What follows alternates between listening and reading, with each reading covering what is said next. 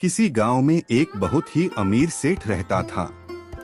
वह इतना अमीर था कि उसको पता ही नहीं था कि उसके पास कितनी संपत्ति है। छोटे मोटे काम के लिए भी उसके घर में बहुत सारे नौकर चाकर थे। सारा काम तो नौकर ही कर लिया करते थे, इसीलिए सेठ के पास करने के लिए कोई काम नहीं होता था। खाली बैठे बैठे सेठ के मन में एक विचार आया, क्यों ना अपनी पूरी संपत्ति का हिसाब लगाया जाए। मुझे पता तो चले कि मेरे पास कुल मिलाकर कितनी संपत्ति है। विचार आते ही सेठ ने अपने मुनीम को बुलाया और उससे कहा कि मैं तुम्हें 7 दिनों की मोहलत देता हूँ। एक अच्छी सी रिपोर्ट तैयार करो जिसमें मेरी सारी संपत्ति का पूरा हिसाब लिखा हो। मुनीम हाँ कहकर चला गया।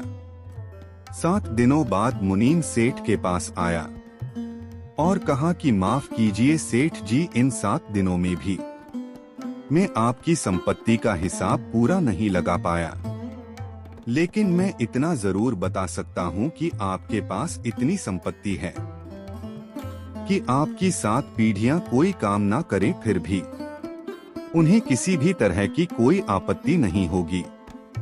सेठ यह सुनकर खुश हो गया और मुनीम को कहा, ठीक है, तुम 15 से 20 दिन और ले लो और मुझे अच्छी सी एक रिपोर्ट तैयार करके दो। उसके जाने के बाद सेठ के मन में एक और विचार आया। सेठ ने सोचा, ये तो अच्छी बात है कि मेरी 7 पीढ़ियां तो आराम से जी लेगी, मगर मेरी 8वीं पीढ़ी का क्या होगा। यह विचार जैसे बंद घड़ी की सुई की तरह सेठ के दिमाग में अटक गया। घर जाकर भी उसके दिमाग में यही विचार घूम रहा था। ना वह अपने पोता पोती के साथ खेल पा रहा था और ना ही सेठानी से बात कर रहा था। सेठानी ने उससे पूछा, क्या हुआ? लेकिन वह सेठानी को कुछ नहीं बोला। सेठ ने मन ही मन सोचा कि अगर मैं यह बात किसी को बताता हूँ तो सब मुझे पागल समझेंगे। सब सोचेंगे कि 7 पीढ़ियों तक की दौलत होने के बावजूद इसे इतनी चिंता चाहते हुए भी इस विचार को अपने दिमाग से नहीं निकाल पा रहा था। ऐसे में 1-2 दिन बीतने के बाद सेठ को कहीं से पता चला कि उनके शहर में एक बहुत ही प्रसिद्ध गुरु जी आए हैं जो कि कथा करते हैं। सेठ जी ने सोचा कि चलो जाकर कथा सुनी जाए, मन को शांति मिलेगी। सेठ उन गुरुजी के पास चला गया और कथा सुनी, लेकिन उनके चेहरे की चिंता देखकर गुरुजी ने जब उनसे पूछा कि तुम्हें क्या परेशानी है, मुझे बताओ, तब सेठ ने उन्हें कहा, देखिए गुरुजी, मेरे पास इतना धन है कि मेरी 7 पीढ़ियां तो बड़े आराम से जी लेंगी, मगर मेरी 8वीं पीढ़ी का क्या होगा, बस यही चिंता मुझे खाए जा रही है। तब गुरुजी ने सेठ को कहा कि तुम चिंता मत करो, मैं जो उपाय बताऊंगा अगर तुम उसे करोगे तो तुम्हारी सभी पीढ़ियों का भला होगा।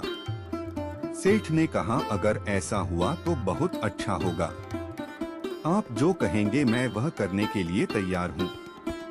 गुरुजी ने कहा, तुम्हारे गांव में पूर्व में आखिरी छोर पर एक बुढ़िया झोपड़ी में रहती है, तुम उसे 100 किलो आटा दान कराओ, बस तुम्हारा काम हो जाएगा। सेठ बहुत खुश हो गया।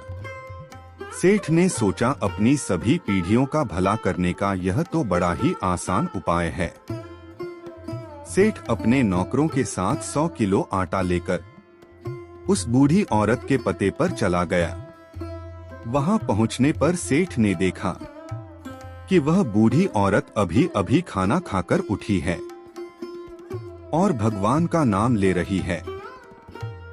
सेठ ने उसके पास जाकर कहा, माँ जी, मुझे पता नहीं था कि आप यहाँ रहती है, वरना मैं बहुत पहले ही आपको ढेर सारा अनाज पहुँचा देता। चलो छोड़िए, यह लीजिए। मैं आपके लिए 100 किलो आटा लेकर आया हूँ। इससे आप 6 महीनों तक आराम से बिना खाने की चिंता किए रह सकती है। तब बूढ़ी औरत ने कहा कि मैंने आज का खाना खा लिया है, अब मुझे इस आटे की कोई जरूरत नहीं। सेठ ने बूढ़ी औरत से कहा, भले ही आपने आज का खाना खा लिया है, मगर आपको आगे का भी विचार करना चाहिए। कम से कम 5 किलो आटा तो रख लीजिए। इससे आपको 15 दिनों तक चिंता करने की जरूरत नहीं होगी। बूढ़ी औरत ने फिर से मना कर दिया।